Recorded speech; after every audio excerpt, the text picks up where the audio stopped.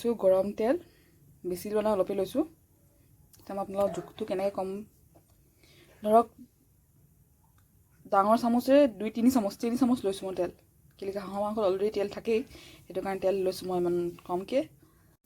এইফালে মই আলু কাটি থৈছোঁ। এয়া হৈছে হাঁহ মাংস, এটা কমপ্লিটলি 1 কেজি এটা হাঁহৰ মাংস আছে। ইয়াৰ লগতে কাটি থৈছোঁ পিঁয়াজ, আৰু এইটো মই নিজে বনাইছোঁ পেষ্টটো, মছলা পেষ্ট ভালকৈ দেখাই দিছোঁ। ইয়াত আছে ৰচুন, আদা, জলকীয়া, ধনিয়া আৰু জিৰা, গোটেইখিনি একেলগতে মই পিচি লৈছোঁ। আৰু গৰম মছলাৰ কাৰণে লৈছোঁ লং ইলাচি, দালচেনি আৰু ডাঙৰ ইলাচি আৰু 2টামান জালুক, কাৰণ হাঁহ মাংসত জালুক দিলে ভাল লাগে, সেইটো কাৰণে পেষ্টটো মই নিজে বনাইছোঁ। হাঁহ মাংসত যদি আপুনি নিজে বনাই মছলা দিয়ে তেতিয়াহ'লে সোৱাদটো বিৰাটেই টেষ্টি হয়। তেতিয়াহ'লে ব'লক কেনেকৈ বনাওঁ আপোনালোকে চাব, আৰু যদি ভিডিঅ'টো চাই ভাল পায় তেতিয়াহ'লে like, comment, share and subscribe কৰিব নাপাহৰিব। এতিয়া মই পিঁয়াজ ভাজি আছোঁ।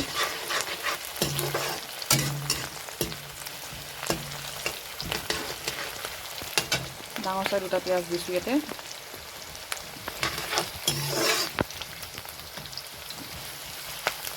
আৰু মই হাঁহটো ইয়াতে ফেটি হয়, বহুত ধুনীয়া তেল আছে হাঁহটোত, সেইকাৰণে তেল বহুত কমকৈ লৈছোঁ।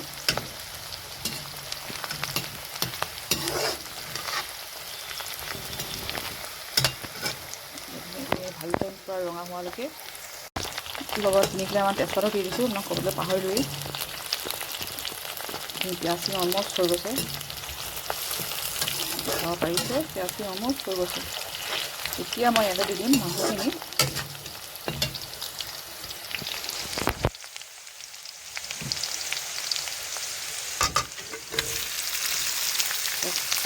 দি দিছোঁ মাংসখিনি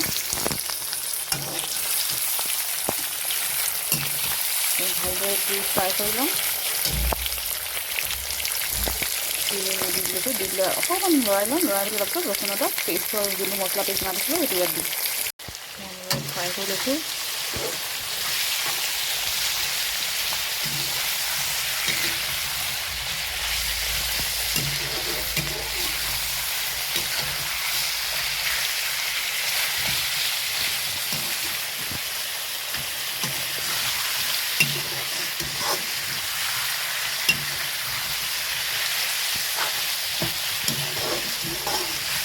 আমাৰ ঘৰত হাঁহ মাংস খাই চবেই ভাল পায়,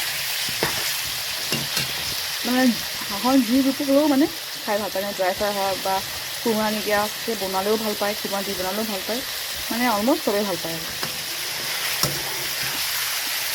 ইনফেক্ট ময়ো ভাল পাওঁ। মা অলপ বেয়া পায়, কাৰণ মাৰ প্ৰেছাৰ আছে, চুগাৰ আছে, ইউৰিক এচিড আছে, থাইৰইড আছে, ত' সেইটো কাৰণে মায়ে ভাল নাপায় খাই। কিন্তু মই আৰু দেউতা আৰু ভণ্টি আৰু লগতে মোৰ ফিয়ান্সে খাই বৰ ভাল পাওঁ। এইখিনি মই ফ্ৰাই কৰি লৈছোঁ, তাৰপিছত ইয়াত দিম ৰচুন আদা পেষ্টখিনি। কি ধুনীয়া ক'লা কালাৰ এটা উঠিছে দেখিছেনে? ক'লা ৰং এটা ধুনীয়া উঠিছে, আৰু তেল চাপ কেনেকৈ ওলাইছে। যদি হাঁহটো আপোনাৰ ক'লা ৰঙলৈ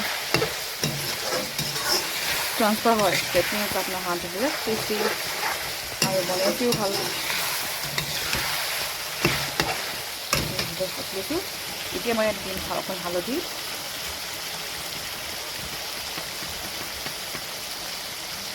সেয়া হালধি দিছোঁ অকণ। তাৰপিছত মই ইয়াত দিম নিমখ আন্দাজ মতে, নিমখ দিছোঁ আন্দাজ মতে, আৰু অকণমান দি দিছোঁ কাৰণ মই সেইখিনি অকণমান গ্ৰেভি নিচিনা কৰিম। দেখিছে তেল ওলাই গৈছে। এতিয়া মই দিম ৰচুন আদা পেষ্ট, যিটো বিয়াৰ কাৰণে বনাইছিলোঁ।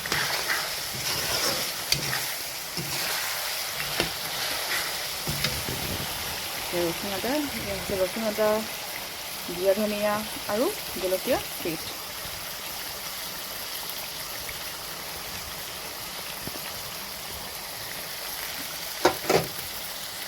এতিয়া গৰম আৰু এইখিনি মছলা দিছোঁ।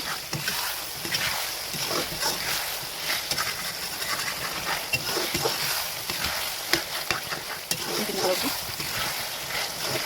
খুদে হাঁহ খাই ভাল পায় আমি কমেণ্ট কৰি জনাব। এয়া চাওক ফ্ৰাই কৰোঁতে কিমান তেল ওলালে, অলমষ্ট তেল চাওক যিমান ফ্ৰাই হৈ গৈ আছে তেল সিমান ওলাই গৈ আছে। সেইটো কাৰণে মই তেল অকণ কমকৈ দিছিলোঁ। এতিয়া চাওক তেল পূৰা ওলাই গৈছে। এতিয়া আৰু মই এটা আলু দি দিম, কাৰণ এতিয়া বেছি ভাজি থাকিলে মাংসখিনি শুকাই থাকিব, তেলখিনি চব ওলাই যাব। কাটি থোৱা আলুখিনি দি দিম ইয়াতে।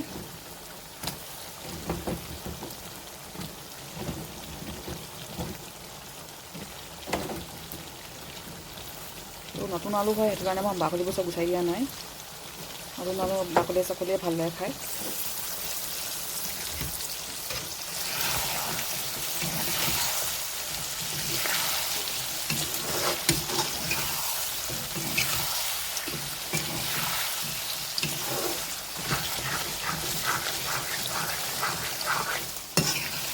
কেঁচা জলকীয়া মই নিদিওঁ ইয়াত, কাৰণ কেঁচা জলকীয়া মই অলৰেডি তাত পিচি দিছিলোঁ পেষ্টটোত।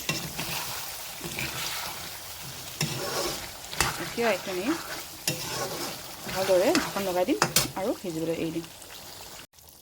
এইখিনি আলুখিনি অলমষ্ট সিজি গৈছে। এতিয়া মই অকণ পানী দিম। সিজি গৈছে আলুখিনি, চাওক অকণ তেল লৈ গ'লে। এতিয়া মই ইয়াতে দিম অলপমান পানী, বেছি নিদিওঁ অলপেই দিম, যাতে মাংসখিনি অকণমান চফ্ট হৈ যাব।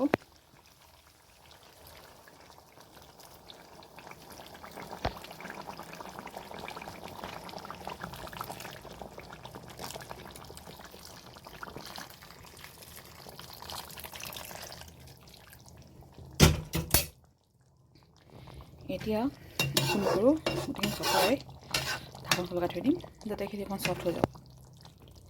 এইখিনি চাওক এইখিনি চফ্ট হৈ গ'ল। এতিয়া এইটো মই দি দিম মই বনাই ৰেডি কৰি থোৱা গৰম মছলাখিনি।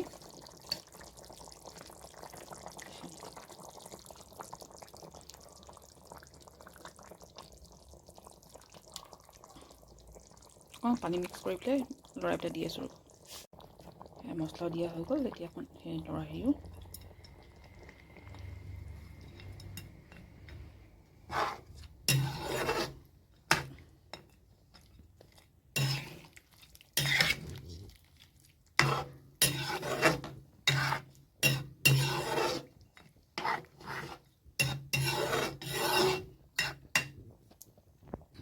পাতি থৈ দিম এনেকৈ।